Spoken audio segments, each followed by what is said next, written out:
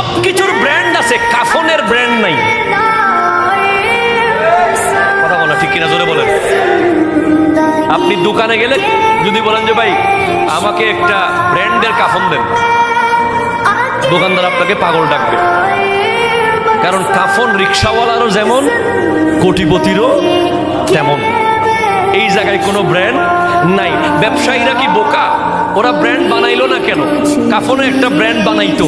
তারা জানে যে কাফনের ব্র্যান্ড চলবে না, কারণ মরার পরে আর দামি জিনিস কেউ বাবার জন্য কিনে না।